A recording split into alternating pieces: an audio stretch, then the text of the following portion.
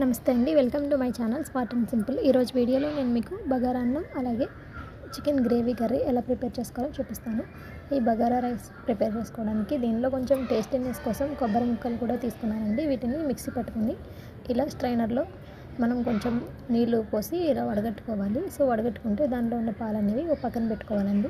ఇలా ముక్కలన్నీ కూడా మిక్సీ పట్టుకుంటే హాఫ్ గ్లాస్ వరకు మిల్క్ అనేవి వచ్చాయన్నమాట. సో వాటన్నిటిని కూడా పక్కన పెట్టుకున్నాను. ఇప్పుడు మనం ఒక కడాయిలో మందంగా ఉండే ఒక గిన్నె తీసుకొని దానిలో ఆయిల్ యాడ్ చేసుకోవాలి. లేదంటే దానిలోనే కొద్దిగా నెయ్యి కూడా తీసుకోవచ్చు.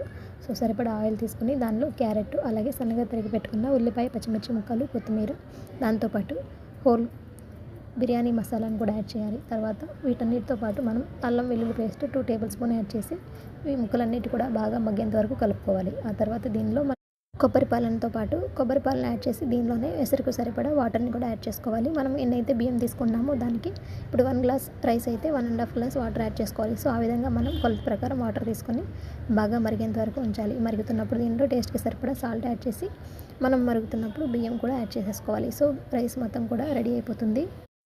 రైస్ అంతా కూడా మగ్గిపోయిన తర్వాత పక్కన పెట్టేసుకొని ఇంకో కడాయిలో ఆయిల్ హీట్ చేసుకొని ఆయిల్లో సన్నగా తరిగి పెట్టుకున్న ఉల్లిపాయ, పచ్చిమిర్చి ముక్కలు యాడ్ చేసుకోవాలి. సో వీటన్నిటిని బాగా మగ్గేంత వరకు కలిపి దీనిలోనే అల్లం వెల్లుల్లి పేస్ట్ని కూడా యాడ్ చేయాలి. ఈలోపు మనం గసగసాలను కూడా కొద్దిగా నానబెట్టుకుని ఉంచుకోవాలి పక్కన, గ్రేవీ ఎక్కువ రావడం కోసం.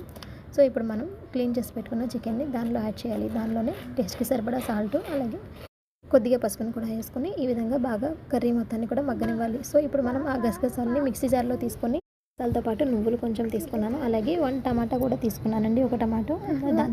వాటితో పాటు 2 టేబుల్ స్పూన్స్ పల్లీలు కూడా మనం ఈ విధంగా కొంచెం ఫ్రై చేసుకుని అంటే కొంచెం వేయించుకుని దోరగా ఈ మిక్సర్లో మిక్సీ పట్టుకోవాలి. ఆ తర్వాత ఈ ప్యూరీ మొత్తాన్ని కూడా ఉడికిపోయిన చికెన్లో యాడ్ చేయాలి. సో ఈ గ్రేవీ కలిపిన తర్వాత ఇది మొత్తం కూడా ఉడకాలి. బాగా ఉడికి కొంచెం ఆయిల్ పైకి తెరిలేంత వరకు ఉడికించుకున్న తర్వాత మనం దీనిలో స్పైసీనెస్కి తగ్గట్టు కారంని యాడ్ చేసుకోవాలి. సో నేను ఇక్కడ చికెన్ వచ్చేసి 1 కిలో వరకు తీసుకున్నానండి. సో మనం ఆ స్పైసీనెస్కి తగ్గట్టు కారం యాడ్ చేసుకొని కారం పచ్చివాసన పోయేంత వరకు కూడా ఉడికించుకొని మూత పెట్టేసి ఉడికించుకోవాలి. సో ఈ విధంగా ఉడికిన తర్వాత దీనిలో కొద్దిగా వాటర్ యాడ్ చేసుకోవాలండి. సో వాటర్ యాడ్ చేసుకొని అంటే వాటర్ ఎక్కువ యాడ్ చేయక్కర్లేదు, ఆల్రెడీ మనం చాలాసేపు ఉడికించుకొని ఉంటాం కాబట్టి కొద్దిగా వాటర్ యాడ్ చేసుకొని అది ఎగిరిపోయిన తర్వాత కొత్తిమీర, కరివేపాకు అలాగే మనం నూరుకున్న మసాలాతో గార్నిష్ చేసుకుంటే చాలా చాలా టేస్టీగా అండ్ ఫుల్ గ్రేవీగా వస్తుంది కర్రీ అయితే. సో ఇక్కడ నేను ప్రిపేర్ చేసినవన్నీ కూడా చూపిస్తున్నాను. బగారా రైస్, దాంతోపాటు ఫుల్ గ్రేవీ చికెన్ కర్రీ అండి. అండ్ రైతా కూడా ప్రిపేర్ చేసి పెట్టేసుకున్నాను. సో రైతా వచ్చేసి ఇలా పెరుగు, ఆనియన్స్, క్యారెట్ తురుము వేసుకున్నాను. దాంతోపాటు